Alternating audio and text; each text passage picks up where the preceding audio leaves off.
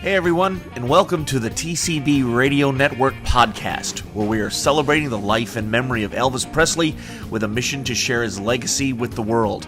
My name is Peter Alden. Hi everyone, I'm Krista Joy, founder of TCB Radio Network, and I want to let you know that tonight's show is co-hosted and sponsored by PeterAldenEntertainment.com and PeterAldenLive.com. Peter Alden is a classically trained vocalist with a voice like velvet who performs everything from country to pop while specializing in the golden era of rock and roll. Based in Orlando, Florida, but able to travel all over the world, Peter Alden can come to you. Please support TCB Radio Network by hiring Peter Alden for musical entertainment or to MC at your next event. Follow us on Facebook and Instagram at Peter Alden Fans. We also want to thank Lee Douglas at www.oldtimernr.com for converting our show to iTunes. We appreciate you, Lee. Make sure to check out Lee's fantastic site and listen to his weekly shows, all oldies music with no commercials. Tonight we have on tap for you some big announcements and exciting changes here at TCB Radio Network and our fantastic interview with recording artist, author, and friend to Elvis, the dynamic Don Wilson. Here at TCB Radio Network, our official mission statement and tagline since day one has been that we are celebrating the life and memory of Elvis Presley with a mission to share his legacy with the world. We are an unofficial fan site not affiliated with Elvis Presley Enterprises. Our passion is to provide you with Elvis-related content that's exciting and fresh for today. Of course, you can't celebrate Elvis today without remembering the times of yesterday. This is why we are also focusing on additional content that will educate us and bring us back to the historical days when Elvis was not just in our hearts, but also alive and well here on Earth. We are bringing you the stories of people that knew him. People we have had on the show as our special guests already include as his close friend and spiritual mentor Larry Geller, his first National Fan Club president Kay Wheeler, and tonight his friend Don Wilson. Okay, so this stuff you already know, but tonight we are super pleased to announce that we made some updates on how you can get your Elvis fix with the help of TCB Radio Network. Our ultimate goal since day one was to bring you all this awesome Elvis content in several ways so that you can choose your favorite and we can meet you wherever you are. TCB Radio Network is officially a multimedia platform including a blog, social media, videos, soon-to-be printed works, regular live broadcasts, and now we were stepping up and enhancing our podcast game. So for those of you that aren't familiar, I know you're listening to the podcast now, so you probably know this. A podcast is going to be all audio. It's going to be downloadable from your PC or your mobile device, where a Facebook Live broadcast, obviously, we're going to be able to include video over there every week. So we hope you'll meet us at both, and we thank you for tuning into the podcast today. Be sure to hit the subscribe button so you'll get the new episodes as soon as they come out, and we look forward to meeting you here on the podcast. And next, we're going to explain a little bit more about the difference between our Facebook Live episodes and our podcast episodes. Now, as of tomorrow, April 25th, in addition to Facebook Live, it is official. TCB Radio Network can now be found on iTunes in podcast form.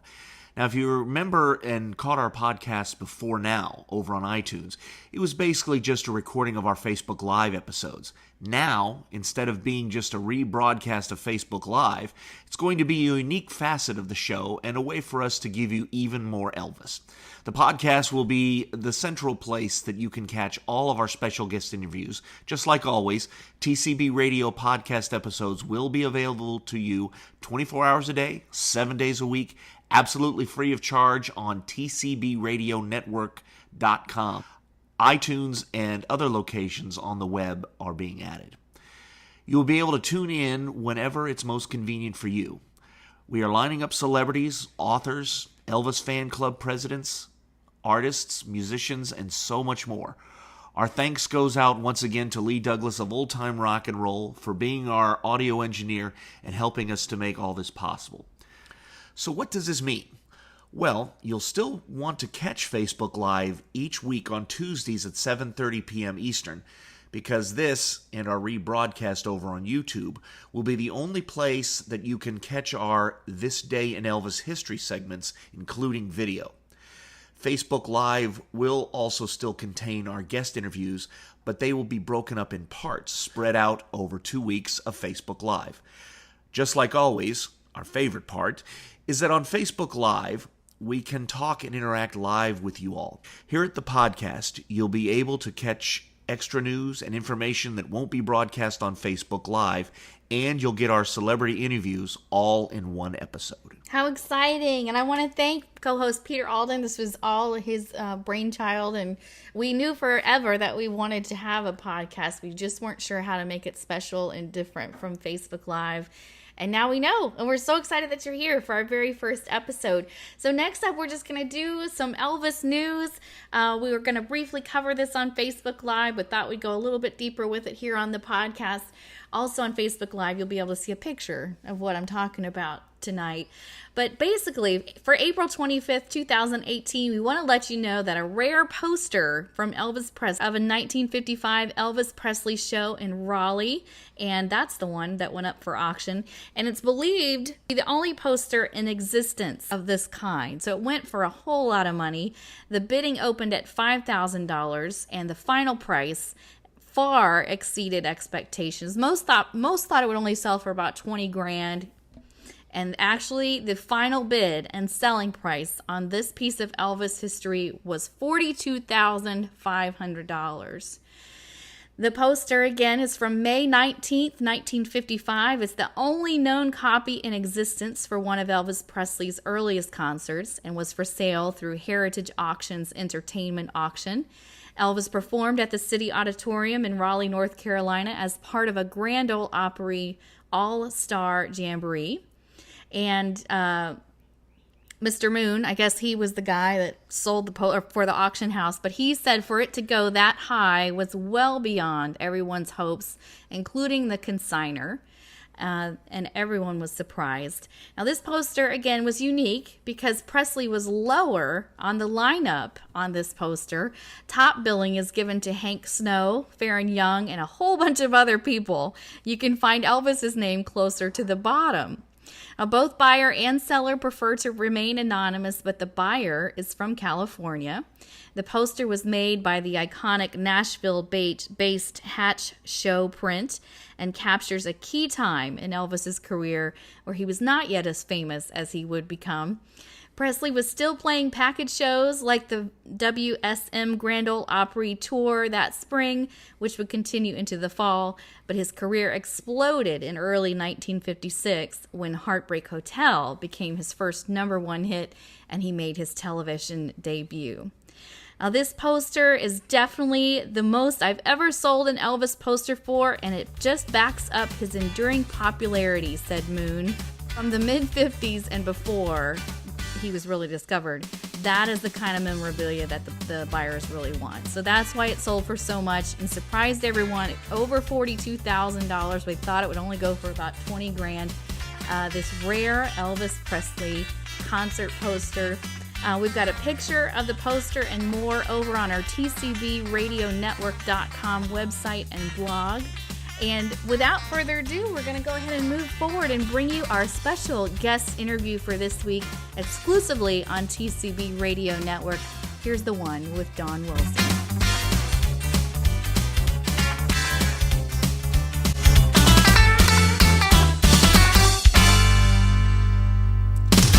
Don Wilson has been a Hollywood insider for over 20 years. Tony Curtis himself has said that Don has his pulse on the pulse of Hollywood. Don first met Elvis Presley at the age of 9, and in later years, he was able to visit Elvis every now and then. Not only did Elvis call Don a friend of his, but many of his inner circle did as well. He's a contributing author to a book called Blue Suede Shoes, The Culture of Elvis, written by Tom Gilbert. Don is also a recording artist, and he has been a production consultant on many video and book projects. He's the former senior vice president of the Southern California Motion Picture Council. He was an executive award presenter. And in 2014, Don was awarded the Golden Halo Nomination Excellence Award from the Southern California Motion Picture Council. And right now, where it seems everyone is talking about Elvis the Searcher, Don has a unique perspective because he was a production consultant for the definitive Elvis DVD series. He arranged and conducted hundreds of interviews for the 16-hour series. It's even listed in the Guinness Book of World Records as the longest documentary ever produced. This seems like it might be the longest introduction ever produced. He has so many accolades. You can visit Don at facebook.com/Elvis Presley Network and Don Wilson's HollywoodBeat.com. Don Wilson, welcome to the show. Thanks for being with us today. Well, hello there, Krista. It's always nice to talk to you. Yeah, we appreciate you coming back on. You were our very first interview on TCB Radio Network way back in September 2017, and we're just delighted to have you back to tell more Elvis stories today. Well, yeah, it's always great to talk about E. And also, yeah, I can't. Did I do all that? All the stuff that you? I don't know. You. There's probably a bunch of. Kind, yes, I remember all that. I left something out that we should probably open the show with. You are a manager for the beautiful, talented Mindy Miller, and so I just want you to have a chance to talk about her a little bit and how she's available for booking. Yeah, she is available for bookings, and you can contact me. Just go to the website www.donwilsonshollywoodbeat.com, and Mindy's got a page there, and there's a contact information a section there, and you can, if you're interested, just contact me, and I'll make sure to talk it over with Mindy and so forth. Because obviously we can't give her personal information on the air. Right. Well, you're so busy, and that's just another facet to what you do. We love Mindy. We've had her on the show several times, so our audience is very familiar with her, and we'll definitely put you in contact if we hear from somebody that needs a speaking engagement from Mindy. Oh, yeah, I love Mindy. So many of the fans do, and I talked to her quite a while, several years ago, by getting on the Facebook, and she finally got on. A couple of her friends, I think, talked her into it. But anyway, now she's met so many fans, from all countries that you can imagine, all over the world, and they just love her. And she's about the most down-to-earth, sweet gal that you'd ever want to meet. She really is. We love her to death. Well, we wanted, now on the last show, we talked briefly about how your Elvis story began, because you were very young. So maybe briefly, if you would for me, just tell everybody about how it all started in 1970 when you were just 9 years old. Yeah, coming to meet Elvis at the Astroworld Hotels where I first met him. I didn't really know we were going to go see him, because at that time, the rodeo was, touting all of the different names. Like there was Buck Owens and Roy Clark. They were really hot on Hee Haw at the time. And I really wanted to go see them because I thought the Hee Haw girls were going to show up. Of course they didn't.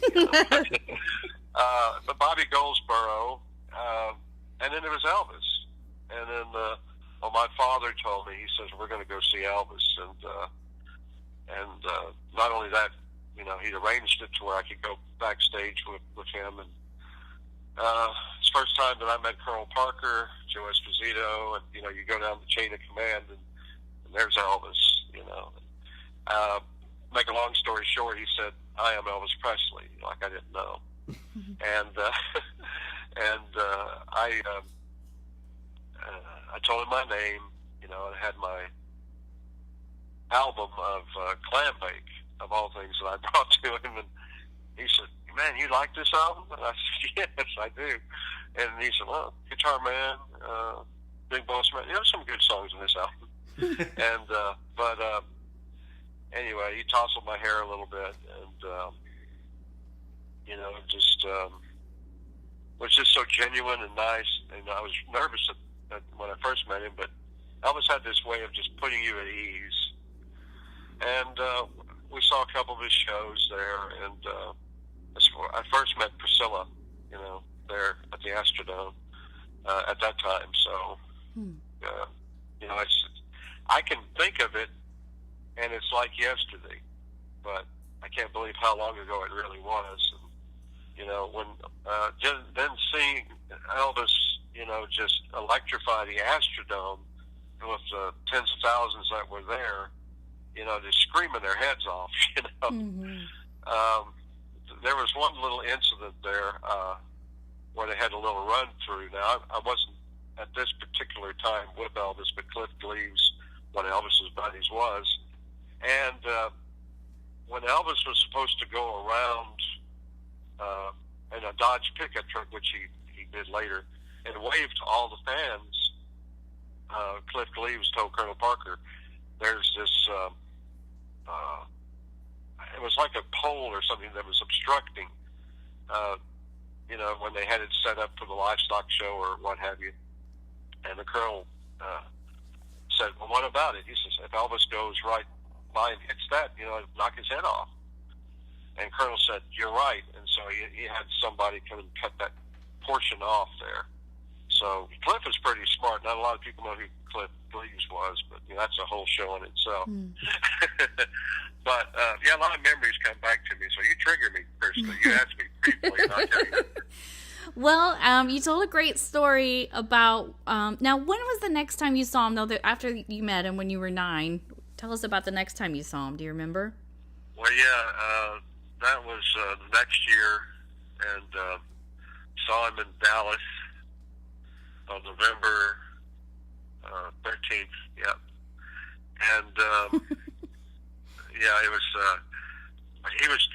My father was with me, of course, and we were talking Western trivia, and like Tom Mix's horse, what was his name, or Gene Autry's horse, or Roy Rogers, and so forth. And Elvis, my dad, had this thing, about the Old West movies and stuff, Western stars and so forth. And then Elvis looks at me and said, "How do you know all about this stuff?" He said, "You're not old enough." And I said, "Saturday mornings." Okay. Well, anyway, we saw him briefly, I just did a little bit of that, and then watched the show.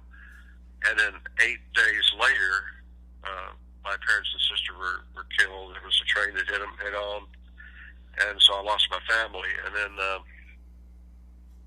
I wrote to Elvis and told him about it. I got a condolence card a little bit later on because he was on the road or something. But then I saw him in San Antonio in '72. And that, as I think of it chronologically, I can remember things. It's just a lot. Well, I'll tell you what he did is that Joe Esposito arranged it to where I could, go see him, and he hugged me, and and he told me, he said,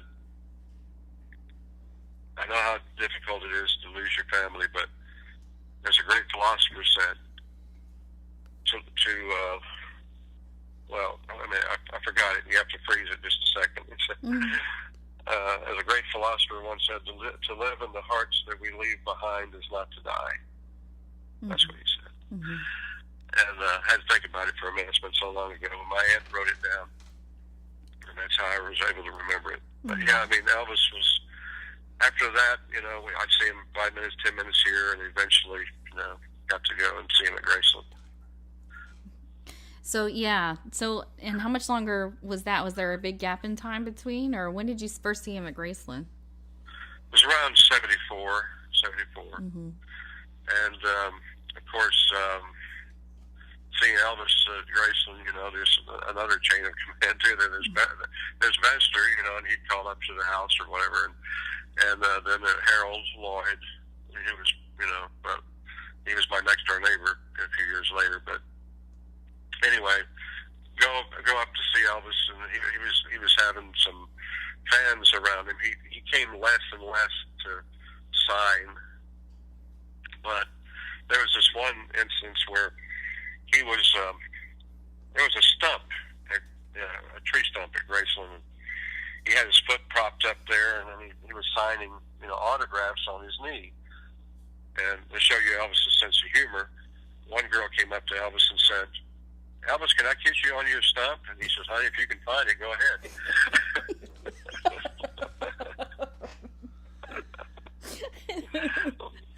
And then was it not too soon after that when Richard Davis wrecked his car? Well, first let's go back and explain who Richard Davis is for people that don't know.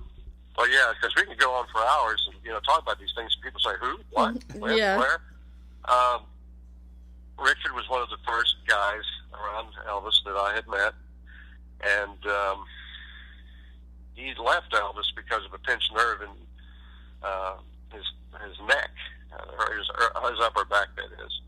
But anyway, it seems like Richard was always doing stuff for Elvis in the middle of the night or something, even sometimes when he wasn't on the payroll. But anyway, Richard, 9 times out of 10, would drive a girlfriend or someone that he's seeing home. Elvis rarely did that.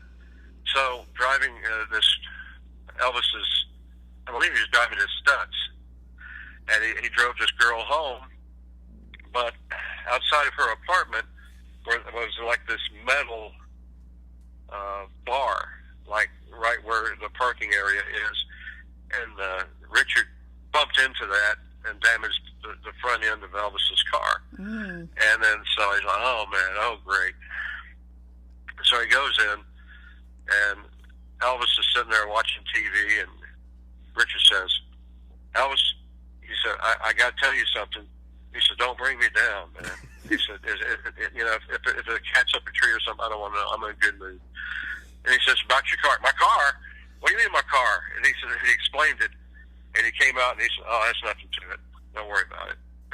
Oh, shoot. Dodged the bullet on that one. Yeah. And then Richard Davis disappeared, and no one's heard from him since. Yeah, right. Yeah, Richard told me, I wasn't here for this, but Richard told me that Elvis would read the paper on, like Sundays or whenever the ads for sales and stuff would come out. And Elvis was like anyone else, There's a sale at Kmart. He said, "Well, I want you to," he made a list up, "I want you to get 5 of these for so-and-so, 5 of these for so-and-so, and what have you. And here's my credit card." And so Richard would go down there and say, "I want this. Why do you want so much?" He said, "Oh, it's for Elvis." Well, he brought it back. Elvis looked at the receipt. He said, "That's not sale price." He said, "Go back and tell them that I want it at sale price," he said. And he said, "I don't want them to take advantage of me just because, of my name." Yeah. And so anyway, Richard did it. And he said, "Look, Elvis says that you give him the sale price or you take it all back." So they happily gave him the sale price. But it's just like Scatter, you saw him on Bill Kilbride's TV show. He said, "I want that guy." And you got Scatter, the chimp. The chimpanzee, yeah. Right. So the rumors are true. Elvis was a fan of the Kmart Blue Light Special. Well, yeah, but he was not able to actually be at Kmart. Right. But you knew about him. Right. Right, Peter. Right. So he said, "Go get me that chimp I saw on TV." And right, yeah. Bill Kilbride was a guy. Of course, this is before the time that I was ever around Elvis, and he had this car to where it looked like Scatter was driving it. But of course, the actual driver, Bill, was right behind him, but it would turn a lot of heads in Memphis, I heard about that. But I'd get Richard, and, even Charlie Hodge, and they said, "Tell me about Scatter," because that was before my time. And they said the Scatter would, pull the girls' dresses up and everything, and, hide into the shower, and the girls come into the bathroom, steal their jewelry, hide it underneath the piano or wherever else he could, drink straight scotch. Elvis had a little home for him out in the back, even air conditioned, But Richard, I said, "Well, whatever happened to Scatter?" He said, "I think the maid killed him." Yeah. And because one time, he scared her right out of her shoes, and this morning that they found him and he was gone. But that's another story. Well, one time, it's not really funny, and then it has the elements of it, but, the reason that they had to get Scatter out of Bel Air, California, was that he ran next door, and there's a family, a couple having a party there, and he came screaming and everything, and people falling in the pool and everything. But it upset the wife of this fella so much that she miscarried, and so. But one time that he ran up into the president of MGM, his office, and then he called out. He said, "Is this Elvis's chip?" He said, "Get him off the lot, or Elvis is gone." He was wreaking havoc everywhere he went. He was wreaking havoc. Right. That's right. Elvis is kind of like me in a way, because neither one of us can really tell jokes well. So he would do his best, and he would start a joke. Like one time, he was talking to the president of MGM, and he forgot the punchline, and he's like, "Well, I'll tell it to you later," or whatever. I love it. Well, I know you got to watch all of Elvis the Searcher. I only got to see maybe the first 30 minutes. I'm hoping to catch it later on. We've got it recorded, but I loved your review, and I shared it on our page, and of course it got all kinds of comments, and so I love that you have this unique perspective. I mean, you've probably made the best documentary that ever was about Elvis, and you had some interesting thoughts on The Searcher. So you want to share with everybody just kind of an overview of what you thought and what you felt? I think most people have seen it by now, so we don't have to worry about spoiling it for everybody. Well, yeah, I'd like to preface it by saying that Priscilla and I have always gotten along. She's always been very nice to me all over the years when I do see her and so forth. But I, like anybody, was kind of taken in about rare footage, or, and so forth. And it was few and far between, so I was really disappointed. And I like Jerry Schilling, but I think that personally that they could have used more viewpoints besides just Jerry. I mean, I was happy that they used Sam Phillips and the late Chris Beard, who worked on Elvis's 68 special, who was a friend of mine. And they got Steve Bender, but, Bruce Springsteen and John Landau kind of helped save it, but they really didn't need any one of them either, because it's just more of star power, really. I mean, Bruce is a fan, of course, but I think that it has a little view of it's a little tunnel vision view. They could have gotten other people that had known Elvis. I was very surprised that they didn't use some archival recordings of Joe Esposito or Charlie Hodge. Not using Joe or Charlie, and not using George Klein. Now I know yes. And if George didn't do a new recording, they have plenty of audio of him. So yeah, there's some footage, but not enough, for the hype.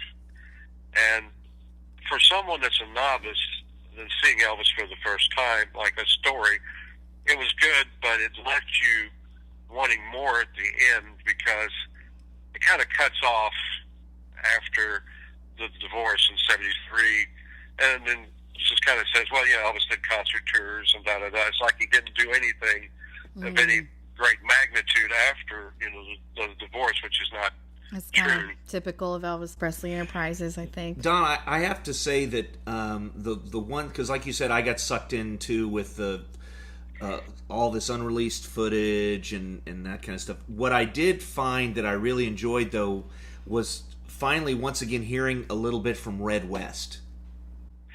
Yes, I was very surprised, and I'll say that Red was a very good friend of mine. And the shame of it all, I mean, just to be blunt about it, is during his lifetime, our Sonny's, that they didn't, EP did not use Red, or neither Sonny, And so now Red's gone, but, I heard Red. And the thing is, no matter what the book or whatever, what people think, Red was very close to Elvis for over 20 years. And it really helped hearing Red, And, there were some hit and misses. I mean, there were some nice things that were included, like Gladys Presley singing, but here's Priscilla's talking over Gladys, and I don't really blame Priscilla for that. It's more of the editors. But just when you think, and there's like footage here and there, I know that they've got tons of stuff from MGM that they could have pulled from. They only used Heart in Love, but it's the fans have been waiting 40 years just about for something new, and she had the chance to really show it, and she didn't. And it kind of left me cold at the end, because Elvis deserved more. I mean, it's good. It's very good. I'll put it that way, but it could have been so much better. Yeah, I saw that they used just flashes of the 61 Pearl Harbor concert, and I know I would have loved to have seen more of that footage. Yeah, there's tons of other stuff, and in fact, there's a lot of stuff that they didn't use from Joe Esposito's home movies, because I know I've seen them all. And when Joe sent the home movies to Charlie, he sent at least a copy of the original. I don't know if it was original or not, and then when Charlie was doing a tour with them, I think it was called Life of Elvis, and I helped write out the script, and I helped put the dates. But it's great stuff, like in Vail, Colorado, of Elvis, that they could have used, and they didn't do it. I mean, it's just different aspects. It's just like the estate has this way of looking like Elvis is cut off in 73, cut off in 74, and and they have this aversion to, of course, the last concert special. Now, Elvis didn't look his best, but he still gave his all, and the fans love it, and I think the fans need really to be heard more, and at least give a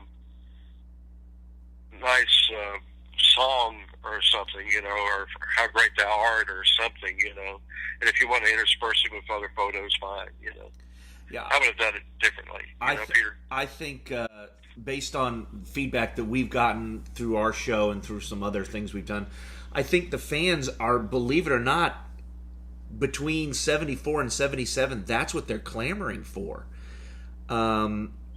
Because if you listen to even just some of the bootleg recordings of Elvis, some of his best vocal work was between 73 and 77, where he just hit things that were incredible, and you're like, why are they not showing this? Yeah, I'm surprised that calling it Dream Records, that's really a good label that they've got. I'm glad that they're starting to release that at least on audio. So, I mean, the fans can tell by listening, how great Elvis's vocals were up to the end. His voice got better and better. And, Elvis, the reason Elvis laid on his back sometimes singing a song like Hurt is because he could. Do you know how tough that is? To sing on your back. And Peter knows. He's done it. It's funny you should say that, Tom, because I did. Somebody challenged me to do it, and I did. So how was it? It was hard? It is very difficult to sing on your back, yes. That's too funny. Wow, yeah. I know, yeah. The thing is, and Elvis was so funny, sometimes. And again, there's a lot of different see, I've got some home movies and stuff, but they're not going to contact me. And what really got me, and I always preface it by saying I like Priscilla, but she said, this is the definitive Elvis documentary.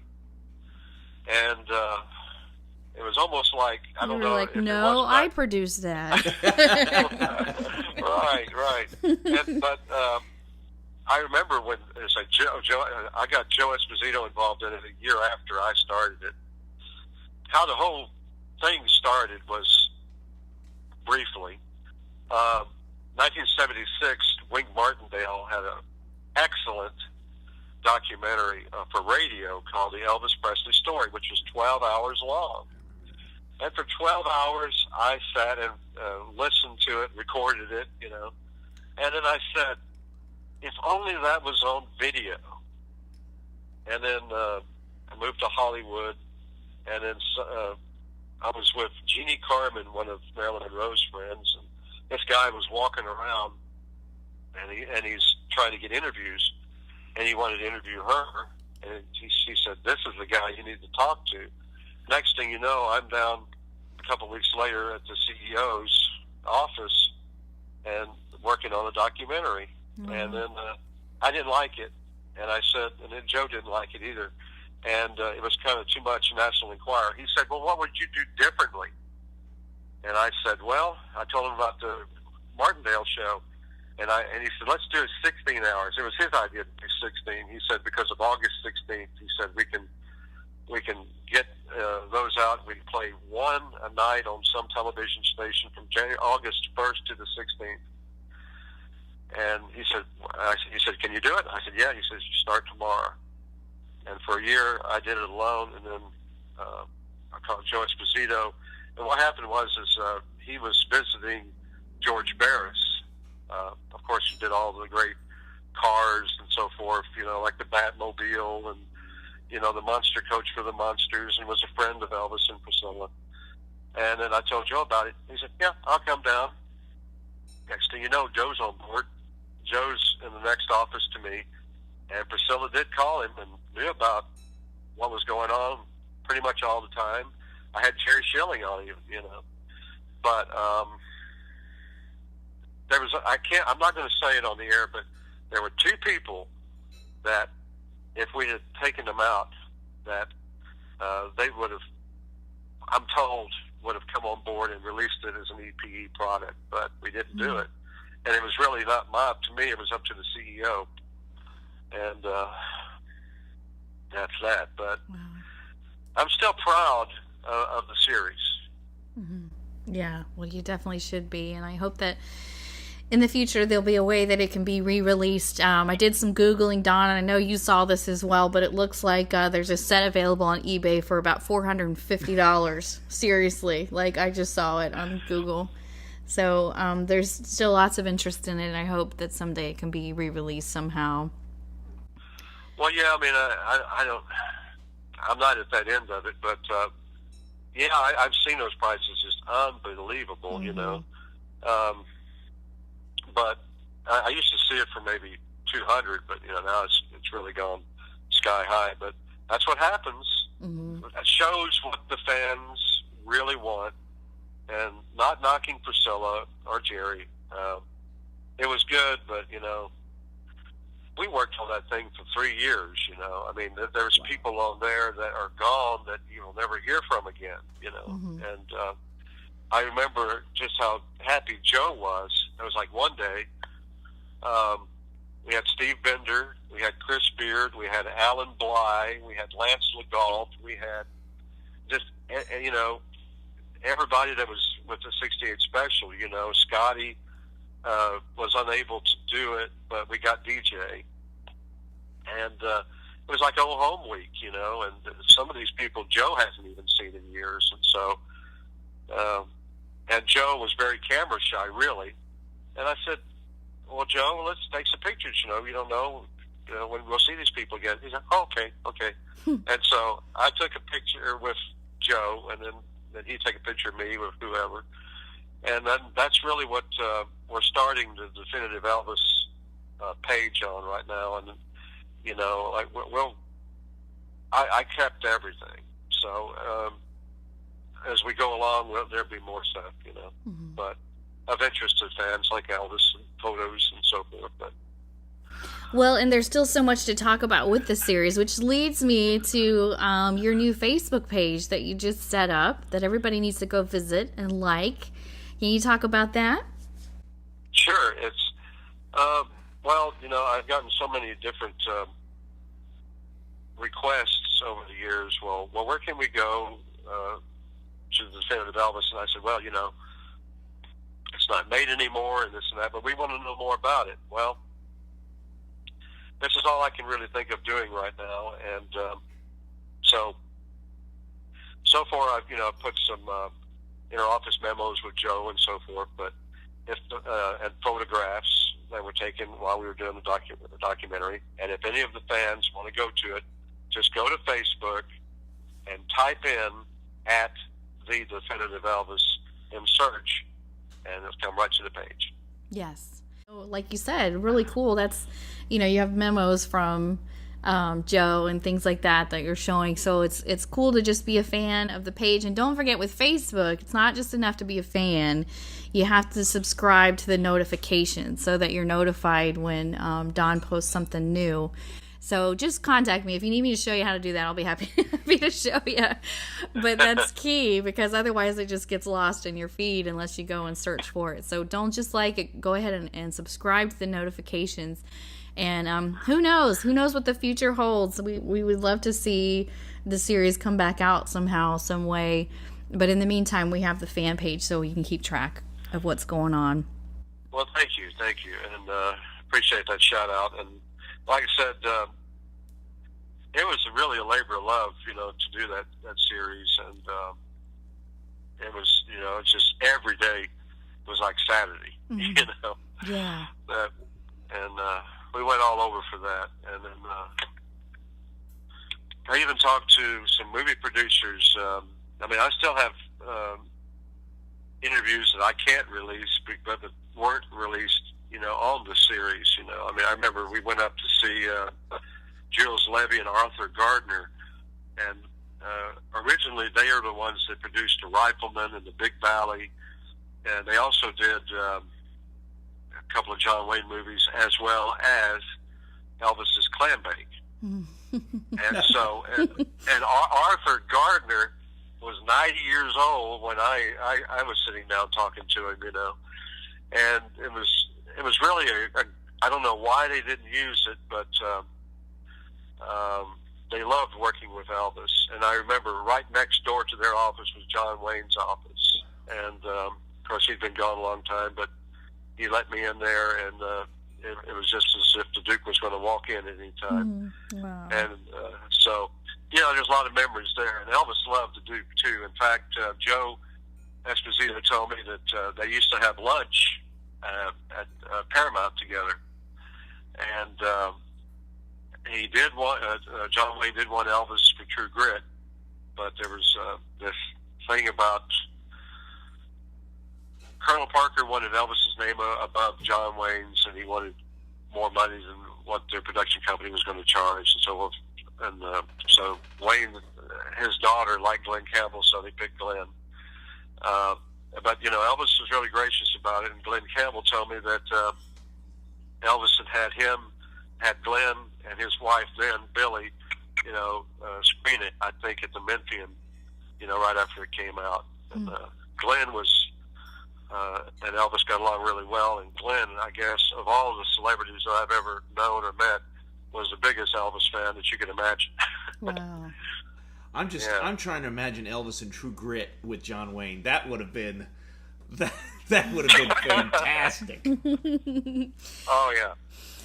Well, Don, I so appreciate your time with us today. I know you're a busy guy. I want to let you get back to your real life. But I thought in closing it might be fun if you can think of a story that you kind of wish people would ask you about that you don't get to tell very often, or a question about Elvis that you don't get to answer very often. Maybe we'll have you close with that as our final question for you.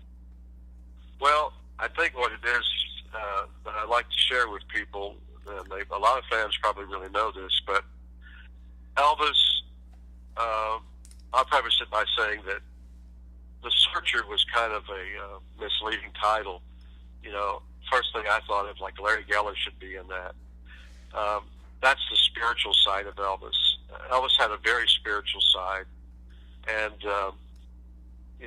we would talk about that type of thing, and spirituality. But Elvis was very well read, and he was very intelligent, and his capability of listening to 2 or 3 things at one time amazed me. I mean, Elvis could have 2 TV programs on at the same time, follow them, and then he could have a radio station playing music, and he would, change channels. And I said, Elvis, how do you do that? He said, man, I don't want to miss anything. He didn't want to miss a thing. Yeah. Right. Maybe somewhere, somehow he knew he had only a short time to be with us, and didn't want to miss a thing.